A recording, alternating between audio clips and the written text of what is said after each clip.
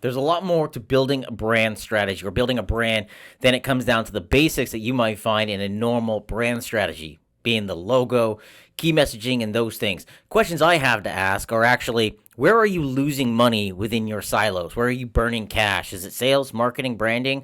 What are the ways to actually mitigate that? And how do we find ROI throughout engineering every single silo and the overall brand experience? That's what I do. I engineer brands. And what I'm here to do with you is actually pull back the veil, give you some of the trade secrets that I've developed over the years on how I've helped businesses build brand power from startups upwards of managing multi-million-dollar portfolios for businesses. So what I'm going to do is do this a little different. There's a lot of webinars, masterclasses out there. I want to approach this in a way where I'm not dragging you along where you're not going to get value and there's some pitch at the end. That's not what I'm here to do. I'm here to show you how to actually get this done and walk you through those processes. So without further ado, let's go ahead and do that because I've got a lot of knowledge to share with you. And I want to make sure that you get a kickstart for the new year, understanding the ways to engineer your brand for ROI. So let's get into it. Let's start with the first question. The first question is, what is a brand? What is brand ROI? What is it that agencies aren't really telling you? Now, this is not an attack against agencies. There's a lot of great agencies out there. What I want to go ahead and do is approach this differently. Now, understanding that some of these marketing agencies, some of the creative agencies just don't have the capacity to actually understand the dynamics of how to engineer a brand. Now, business consultants can do the same thing on a different level, but there's that one missing piece between brand and business, how we put that together. And so we're going to answer these questions, starting with the first one. A brand itself, some people have argued that it's a promise, and some of them have also argued that it's not just a promise, it's an experience. And for me, I look at it more as an experience. So every single year, I go multiple times over to the theme parks, Islands of Adventure, Universal.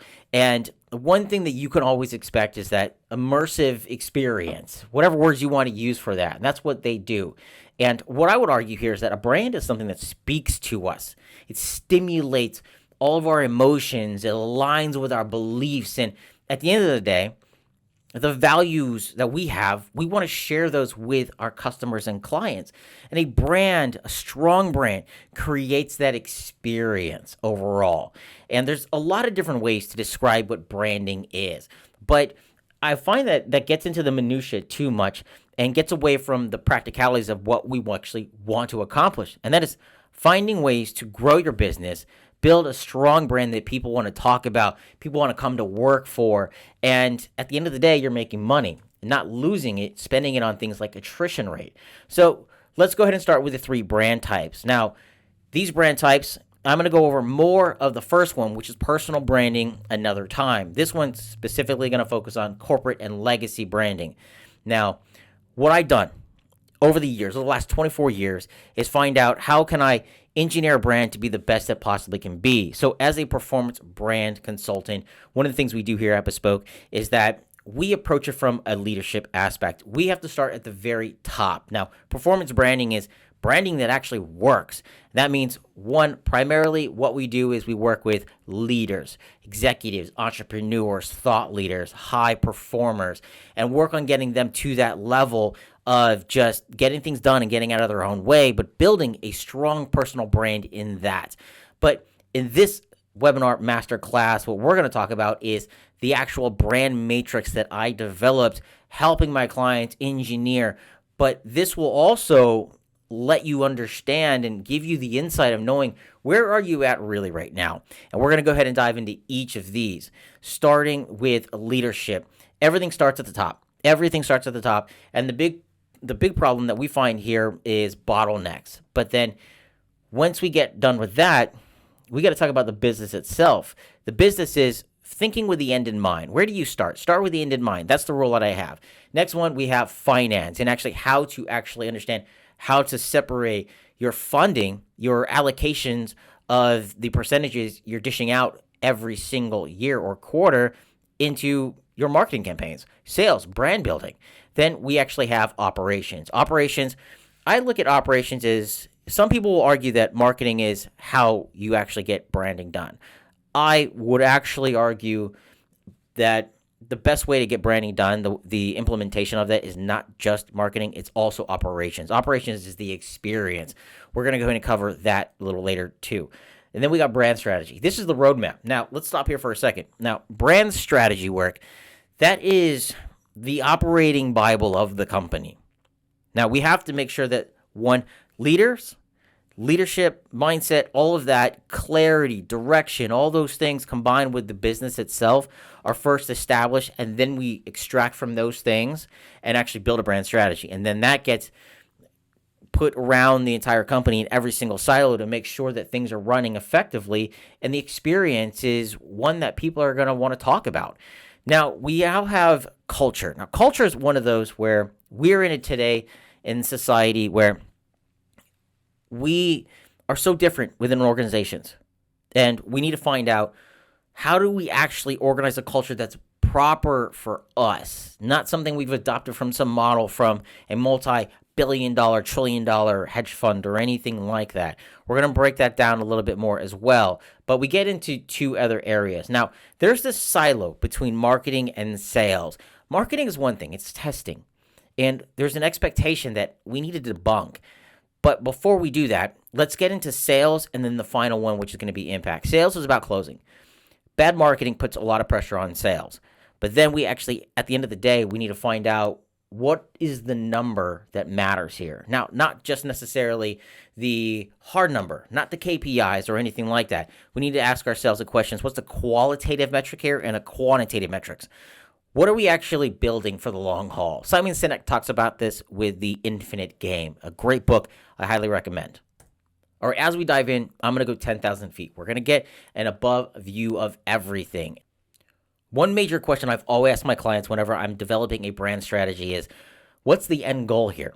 Where are you trying to head? What's the exit strategy? The exit strategy is so absolutely important because we need to have a trajectory. If we don't know that, we're just sitting here spinning our wheels, creating something just for this quarter. But that comes back to the leadership mindset. Where's your mindset at? Are you looking 5-10 years out as you should be from a business standpoint? Because if you're not, you are not setting yourself up for a good sale. And that means that maybe when it comes down to the exit strategy and time for you to sell the company, maybe you're selling yourself short. So what's affected by working on your brand equity? How much can you charge so you can continue to scale your business? How much can you sell your business for?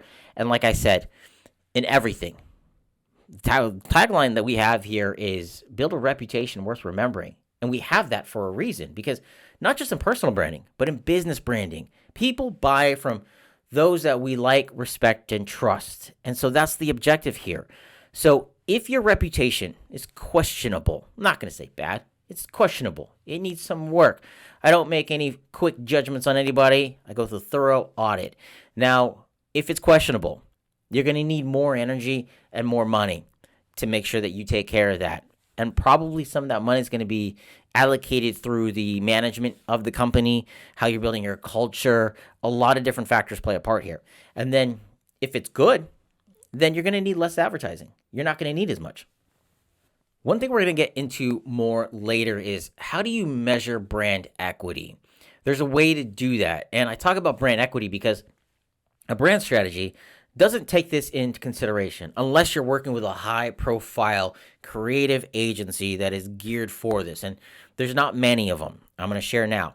But we're going to go ahead at the very end of this. I'm going to break these down. That way you have some takeaways on what you need to do and how you can actually measure what's your value.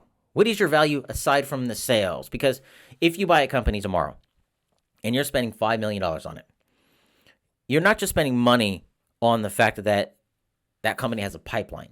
You're spending money on the fact that that company also has equity in it, a name, something to build on as well. So we're going to go ahead and move on. So let's talk leadership. Leadership is probably one of the most quintessential parts of actually building a strong brand and engineering it, because it comes down to your mindset. But there's different ways of doing this. As performance branding, most personal brand developers and brand strategists, or personal brand strategists rather, are not going to walk you through that phase of what it takes to become your brand, a lot of times high performers, entrepreneurs go to them at that stage and they kind of build a pretty package around it. As a performance brand strategist, our objective is to actually figure out how do we combine mindset and performance mindset coaching and personal brand development. And that's actually what we did. But that is so vital to talk about because you were the bottleneck of the business. You set the tone for the company. You're the one who establishes the clarity of where you're going, having that vision and knowing we're going to go here. This is what we're going to do. We're going to go ahead and play the infinite game here. We've got KPIs. We've got finite goals we have to hit. But as far as leadership is concerned, who are we? What are we about? And in the business, everything that you do matters and affects every part of the silo. Now, understandably, if you're a larger corporation, you've got your generals, so to speak, your VPs, your senior directors, those people that are helping you engineer that. But your job as CEO and as leader, regardless if you are a small business and you've got 10 people or you've a big business and you've got 100 people, you play a major effect on the culture of the business. And so it's important for you to work on yourself and continue to grow because there's very big cost to poor leadership. So how are you leading in a brand overall? Two ways. One, you're going to go ahead and lead as your own personal brand, the impact that you make, but then you're also going to go ahead and build the company, build up other people. Now, in a business, in brand development, if we're going to engineer this properly, what we're looking to do when we're leading the industry and you're leading the business, because you are actually approaching this in three ways. One, leading yourself, being the leader that you say that you are, to the impact that you have on the company culture and the vision of that. But then as a business, a lot of people get caught up when they engineer a brand or they do brand development work. They're in competition too much with the people around them rather than focusing on what really matters. So if your exit strategy is you come to me and says, hey, Geauxst, I want to go ahead and make another $15, $20 million. Okay, let's look at how we can get you market share. Now, the next part of that is how can we pioneer something different? So many people spend too much time as leaders looking at what someone else is doing rather than coming up with solutions and ideas that get them to that next level. And the other thing that you want to do is find out ways to develop new industry standards. Where are you taking the company? Now, that's one big thing that I talk about in business and in leadership is expectations. Let me go ahead and link this together because when we have expectations of just anybody in general, outside of work or outside of business, that's a one-sided conversation. That is I'm putting my beliefs onto you, even if you haven't had that conversation, especially if you haven't had that conversation with somebody. Now, what you want to go ahead and do from here is not have expectations, but rather have standards. And that's what you have in business, is that you have a expectation based upon the standards of the business and its brand. You have expectations because the standards are high for luxury brands, for Coach, Louis, Ferrari, Lambo, any of these companies. But this doesn't mean that you're not going to have hurdles. And so we're going to talk about those too, because it's important not just to highlight the benefits here, but also prepare you as you engineer your brand, you grow as a leader or grow in any of these departments, any of these silos, that you're prepared for what comes next. So the hurdles that you're going to have as a leader within an organization is that you are your own worst enemy.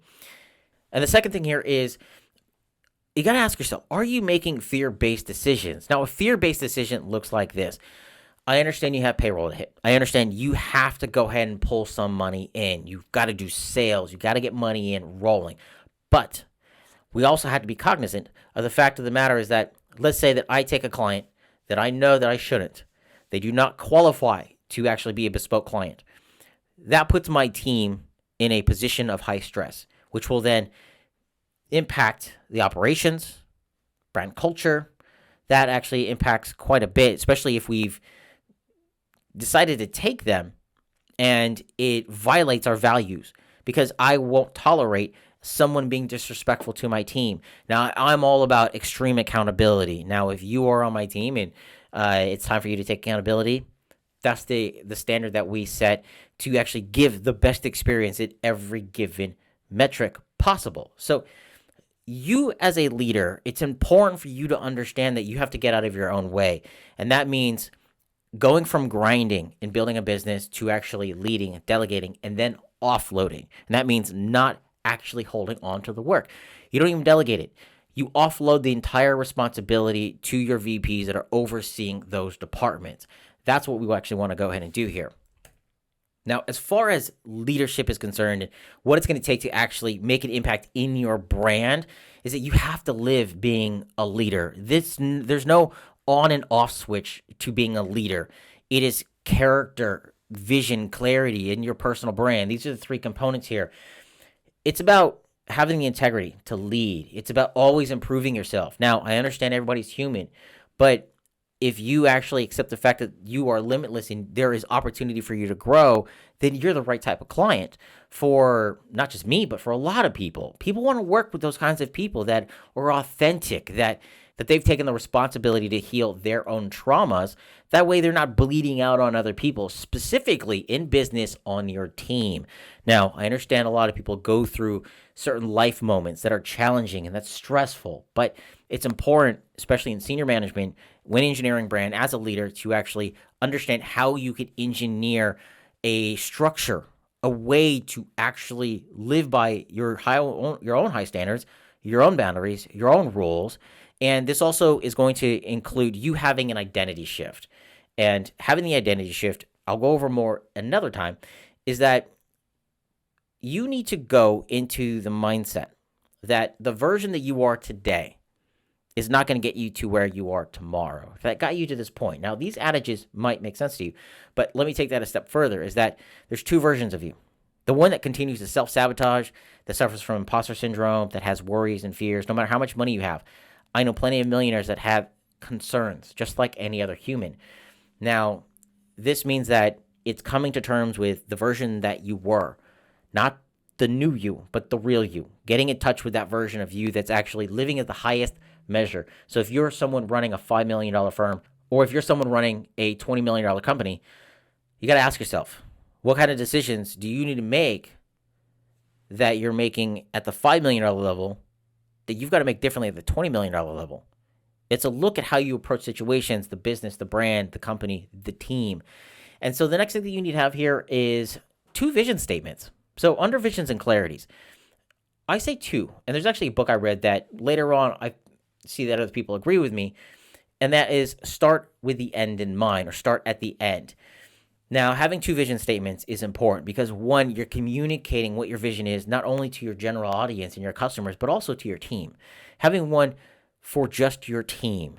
Now, there is a formula to go ahead and do that within developing a brand strategy in culture development. The next thing is know where you're going and how to tell other people about that, how to tell the story, how to communicate your ideas. This is so absolutely vital for leaders. And then ask yourself, are your choices aligned with the growth of the company, or are they based on your ego? One thing that I've come across is some leaders throughout the 2 decades plus that I've been working with people, coaching people on mindset and business, is that sometimes they make the business about them. They make it about their ego rather than what's best for the business. Now, take that for what you will. There has to be a point where you have to do an audit and kind of figure out where you're at, because the way to go ahead and elevate yourself immediately in brand development, in brand strategy, engineering your brand as a leader, is elevating your vocabulary. And that is understanding the power of your words. Now, we do a lot of this in brand strategy work and key messaging and marketing, but we also want to figure out, how are we communicating as a leader? How are we conveying our thoughts? How are we coming across? What's our own personal brand perception? And so there is major overlap there. Now, the third thing here is personal branding, and that is where we have that overlap. We do business with people, not necessarily brands.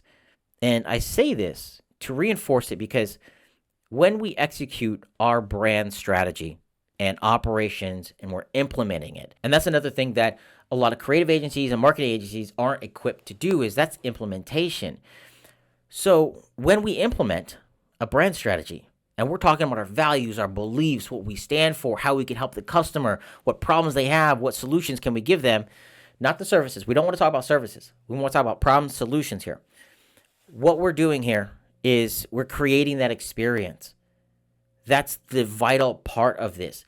So working on your personal brand, how you show up, you're impacting everybody else and making sure that your operations is creating that brand experience. The other things that you have to work on here, why it's important for your own performance personal brand, is your mental health and just mental health in general. That is important regardless if you're doing performance branding, trying to effectively build a personal brand. And one thing really quick about personal branding is that you don't need to be Elon Musk. You don't need to be someone who is this celebrity out there. There's a lot of good personal brand development tactics and strategies for someone who's maybe an introvert. So before I get too off track with that one, what you're also doing is that you are building your reputation, and that increases your referral rate as well. Leadership has such a profound impact on everything that you do.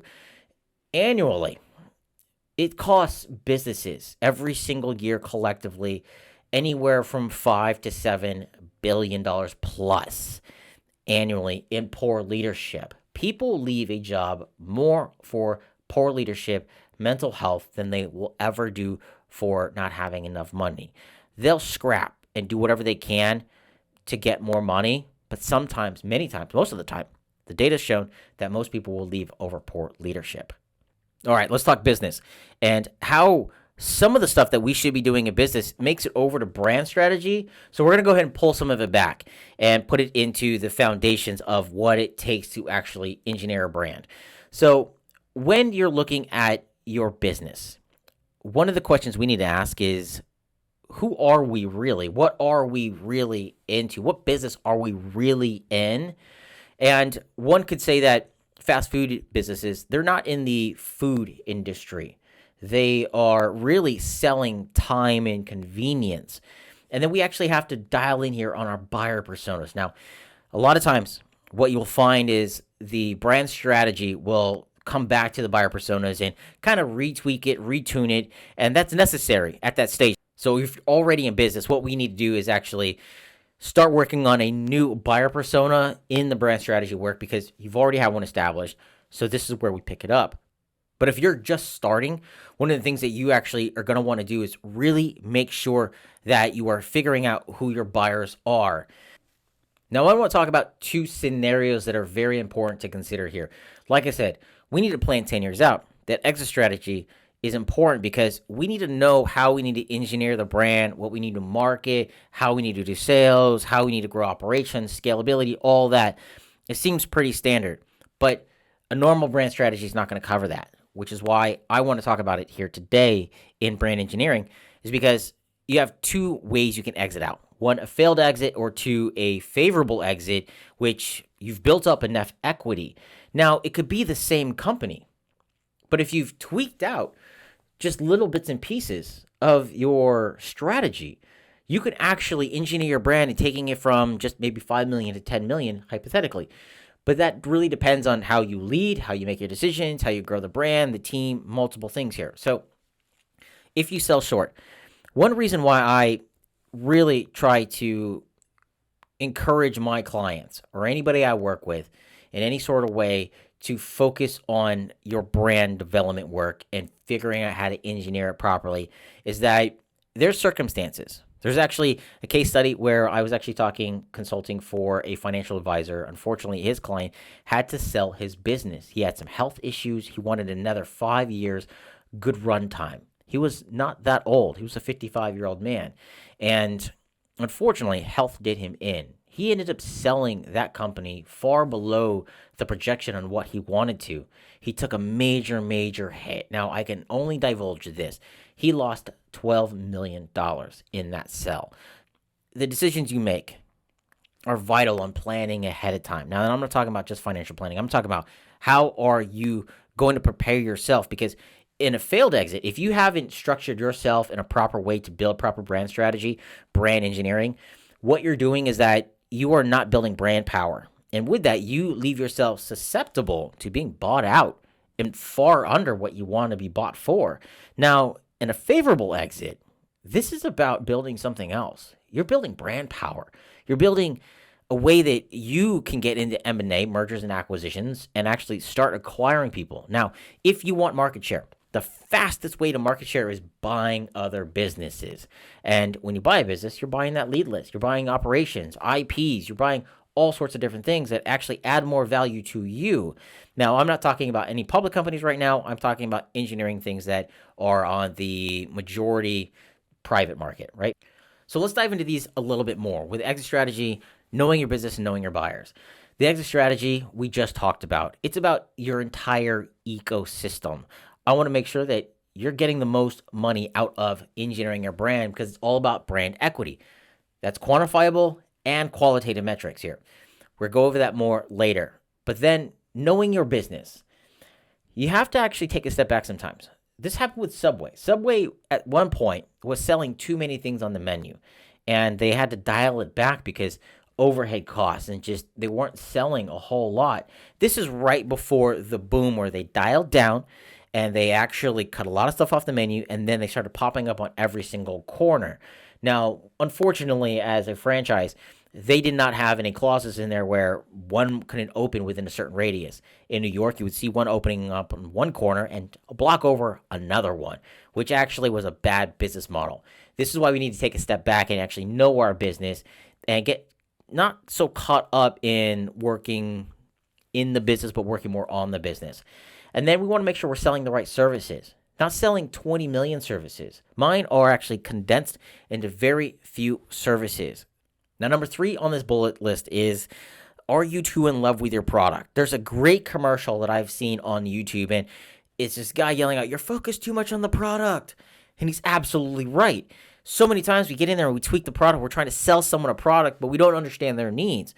We need to not get romanticized in the products. And the brand strategy, combined with knowing our products, then we dig down and find out what the pain points are even more so. Not just the sales pain points, but this allows us to craft a message, to storytell, to connect with our audience.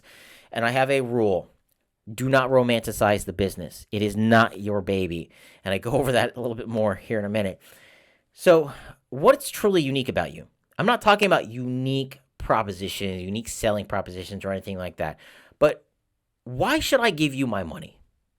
That's what the customers care about at the end of the day. Why should I care? And that's a question we need to ask ourselves in the very beginning. Why should I care? Why should I continue to give you my loyalty? What is it about you that I should care about? And we outline that in a proper brand strategy, but we need to have those answers ready so we can craft that message later on. And I mentioned McDonald's here because knowing your business, there's a great documentary on McDonald's. And there's one scene in there where they talk about you're not in the food business, you're in the real estate business. And so when we can look at our business differently, when I engineer a brand or I look to audit it, one thing I come across is finding out, where are we burning money? Are you not gaining enough traction? Are you not scaling? Why is that? Are you even in the right business? What business do you need to shift into? For me, do I go into the business of doing consulting, or am I more in the entertainment and education business? That's a question that we've asked ourselves here at Bespoke. So let's talk about buyers, because this is where you're costing yourself money. Now, knowing your buyers means that, let me paint this scenario for you. If you're focusing on 5 buyers, but you really should only be focusing on 2, because those 3 other buyers are costing you more money to market to. You have more money, energy, and time spent there, but a lower conversion, or maybe you're spending, let's say, $10,000 to try to convert these people at 2%, but you're spending $5,000 to get 2% out of the other people that are buying into your messaging and just love your brand. You need to cut buying those markets. Not everybody is part of your audience, and we need to make sure that we're absolutely clear about who we connect with. We see this many times today where companies have gotten so big, we don't know their values. They talk about their values as some concept in the ether that we can all interpret in some way. They're doing that strategically because what they're going to go ahead and do by that, they're going to alienate a lot of other people. Now, if you're a business that's just selling what is supposed to pass as food in fast food restaurants to everybody, well, you still are focusing on people that aren't necessarily buying fast food for health reasons. Now, if you're healthy fast food, that's a different story. One of the things that we need to do is be very, very clear on our messaging. One reason why you're not converting people or attracting people to build brand loyalty and you're losing them and you're losing lifetime value is that you're unclear about what it is that someone should know about you. And when we know our buyers, we know what they stand for. We need to actually connect with them rather than try to sell to people that we have to convince to buy from us. And I go over more about how we break this up in value building and marketing. Brand finance. Now, this is not your boring type of finance. I actually love this subject matter. One of my favorite topics to talk about because I developed a formula that helps you understand what's really going on and where you should spend your money in your business and your brand. Now, your brand finances are to make sure that you're in the right lane at the right time, depending on the business that you're in. So many times we compare ourselves to everybody else, but the variables are different. Maybe their leadership is different. Maybe their product is different. Maybe their operational brand experience is different. And so we need to take all these variables into account. One expression I've heard quite a bit is branding is a waste of money. I'm going to go ahead and share with you something that's going to more than likely shift your paradigm on how you actually look at branding. Because if you understand branding from the buzzwords and everything else that's out there, you're going to think it is a waste of money because in some ways it is. But let's go ahead and talk about how much you should spend and what all this formula is going to solve. Because it depends. Now, I know those words are kind of the words that no business owner wants to hear in marketing because they want a clear indication of how much money they have to spend, what are they going to get out of it, but that's not how it works. And fortunately, it does depend because when you know your buyers, you also need to know this. 10% of buyers are ready to buy right now, but they're ready to buy right now not because we're going to go ahead and disregard some of these variables. I'm going to talk in general capacities here. So 10% are ready to buy right now because they were part of the 60% that did the research. Now, the 60% doing the research is done over a 90-day cycle. They are the buyers that are vetting you. They're deciding how much value you give. Is your messaging clear enough? And then from there, they go ahead and buy. Now, they might buy from you, they might not. Now, 30% of the market, they're really just kind of wasting your time. Maybe they never buy. Maybe they never had any intent to. Maybe they're someone who goes to a Chevy dealership and just wants to drive a brand new Z06. I don't know that person, but, maybe they exist. But when we're looking at our modeling, we need to actually look at what really truly matters here. Now, this is the formula that I developed that I work on using whenever I engineer a brand. I look at the 10% of the market, then the 60%, and then I ignore the rest. Now, branding is not a waste of money. It depends on how you look at branding. Sales is the short game. I know a lot of different people in sales. I know some sales consultants, and they talk about you have 24, 48, 72, 1 week versus a time frame to actually close that deal. Some people will argue that you've got to massage them over time, depending on the package that you're offering. Now, these people, for the most part, have done their research. Problem here is that they're high competition, and this is where you're burning money. If you haven't built up enough value in marketing, you're going to spend more money in lead conversions. And sales that has to rely on good marketing, or sales that is able to rely on good marketing, is able to close at a higher rate, which is why you have to spend money on marketing. Now, marketing, there's a whole other section on this, but I want to say right here, right now, is that it is the short and mid game. This is the 90 days of romancing. This is the dating cycle. This is where they get to know your business. You're actually out there just providing value and letting them know what you're about. Now, one might argue that that's what this webinar masterclass is me providing value. Now, it's going to work in the long term.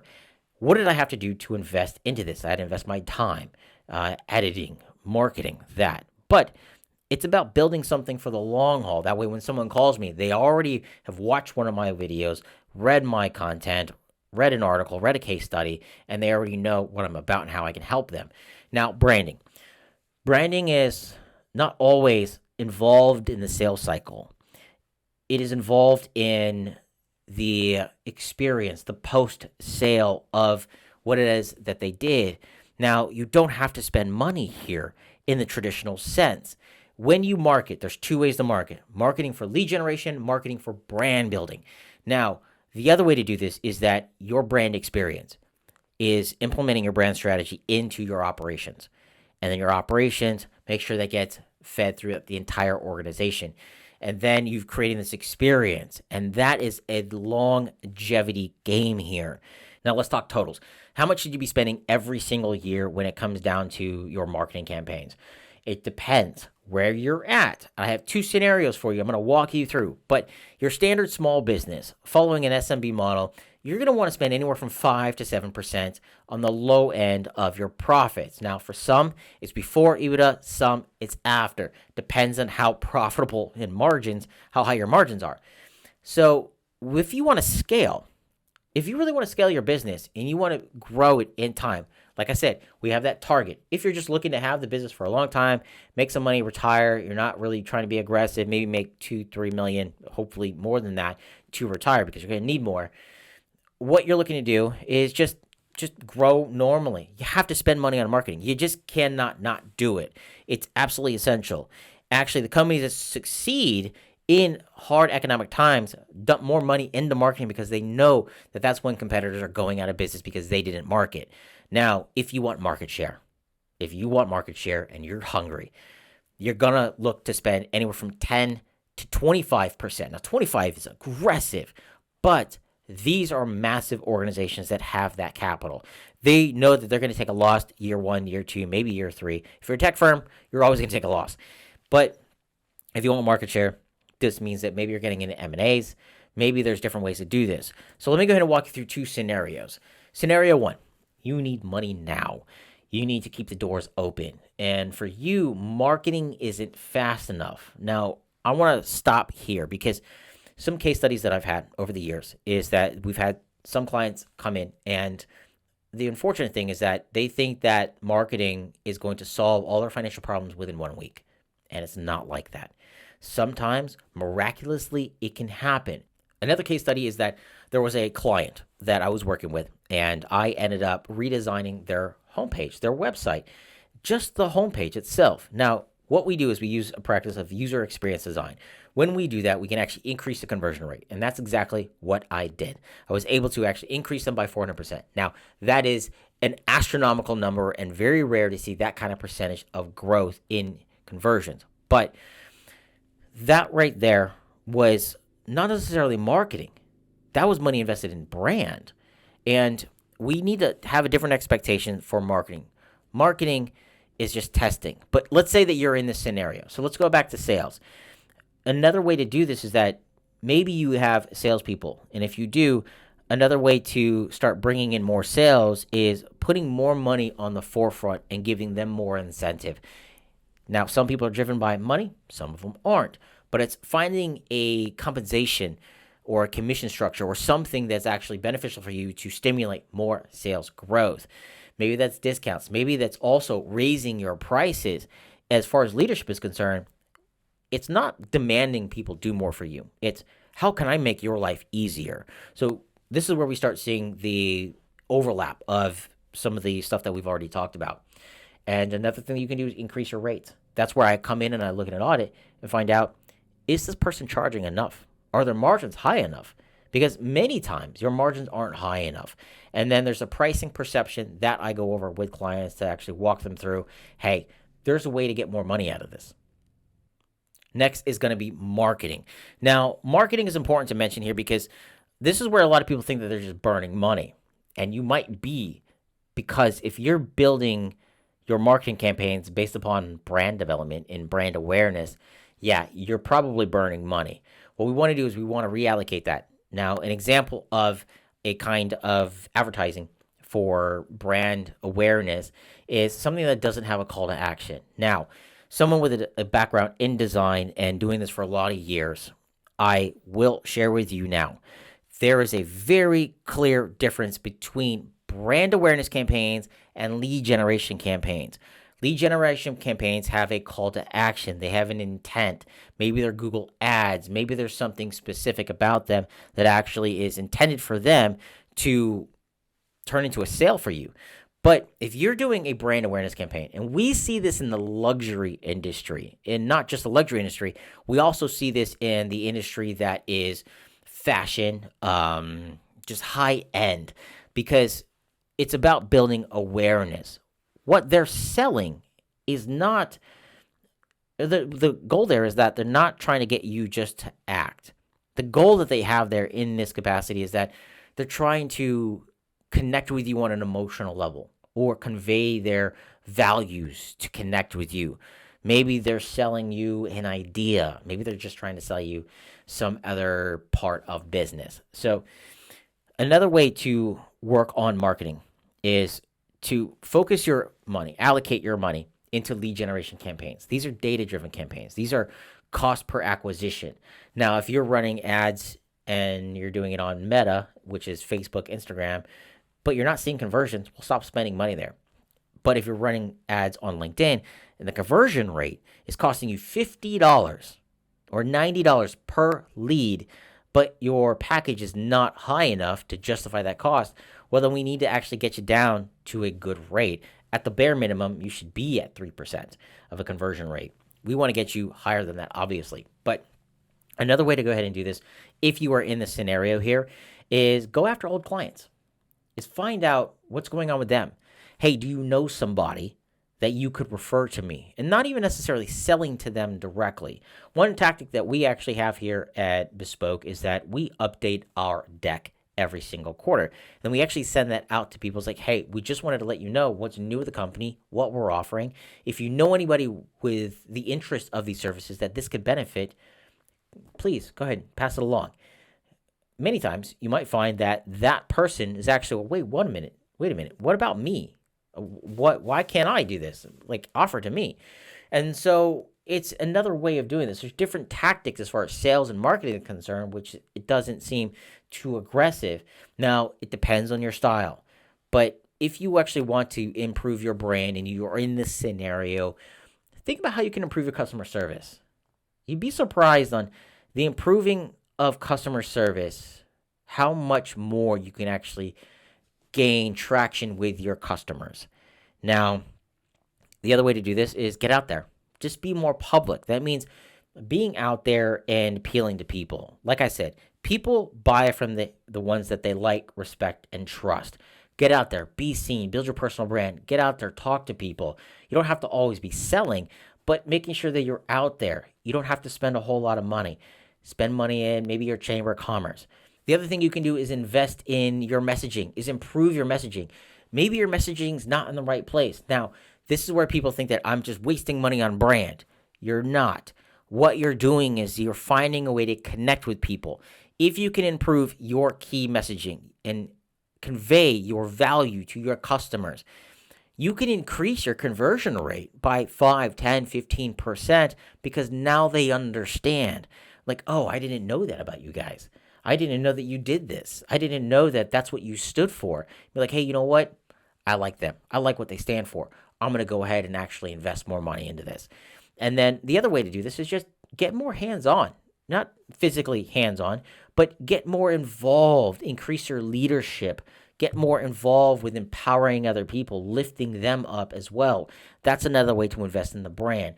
So that's scenario one. Let's talk scenario two here.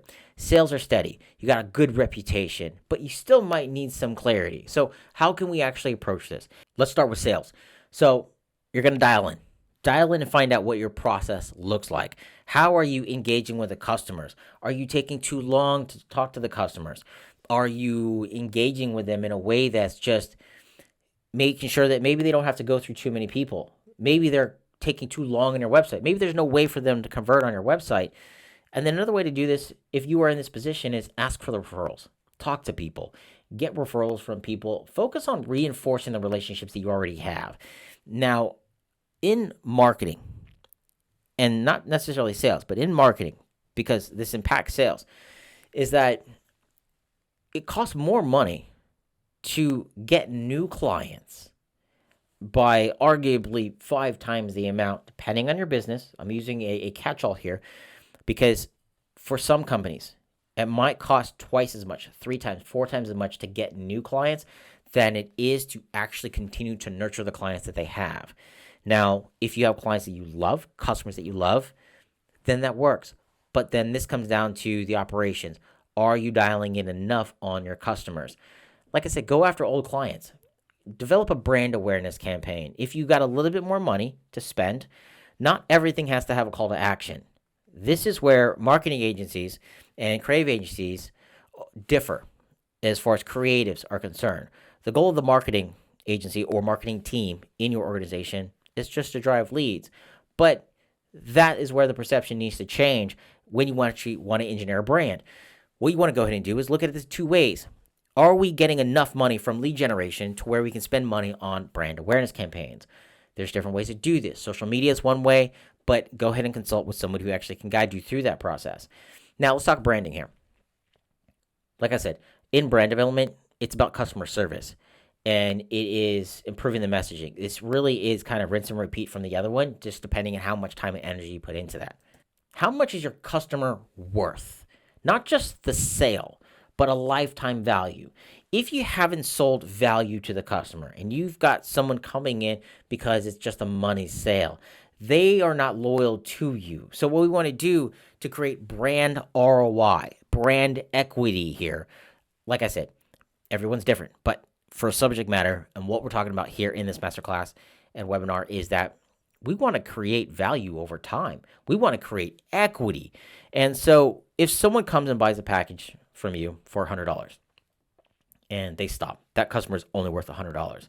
But in reality, that customer is worth so much more. That customer is the initial sale, but then they're someone who's going to come back for a repeat sale. So that's 200 right there. But what if they need to come back to you 5 times? That value of that customer is now $500. But what if, because they believe in you, they've aligned with your values, they refer you to someone else? Now that value of that customer has now grown by 5, 10, 20 times the amount, because now what they're doing through brand loyalty, because you've conveyed the message properly to them, is that you've engineered someone that's actually worth a whole lot more money. And this equals up to brand equity versus someone who's actually kind of a one and done. They come in, leave. You can buy them, but I would advise not to. If you're going to go ahead and buy a company and you're going to go ahead and do an M&A, mergers and acquisitions, whatever it is, you're going to acquire somebody. One question to ask is, with that brand development, how often do they come back? What's the lifetime value of these customers? Because value layer number one, which we'll go over in the brand strategy, is that you're only selling on a surface problem. Now, someone who actually just sells performance branding, and actually there's not many of us in the world, someone who does specifically what I do, they're actually, I'm going to go ahead and switch that example. I'll finish it, but then I'm going to go ahead and go to another one. Performance branding. On the surface, we're selling the same thing. Just like someone who's selling subs, they're selling one sub to another. But if you're here in Florida like I am, Public Subs is actually one that's created this kind of cult following. Now I want to use another example that's a little more widespread, and that is fractional CMO. That's fractional chief marketing officer or fractional marketing director. Sometimes a company just can't be in the position to hire someone on full time at that level of maybe affording $150,000, $200,000 for a chief marketing officer. But in these days and times, I would argue that they don't need to. Now, at Bespoke, we do offer this as a third sub-service that we don't really push too much, but we have the capabilities to do that because when we work with leaders, we understand that we have to do this engineering. And that's actually what this masterclass today is, what you're actually experiencing and the things that we approach on how we engineer that brand to do fractional CMO work. Now, another fractional CMO company offers the same thing. They're out there giving the same service. So how can we stand up differently? What we need to talk about now is not the service. Value 2 is how are we resolving their problems? What value are we really giving them? I'm going to go over those value levels more in brand strategy work.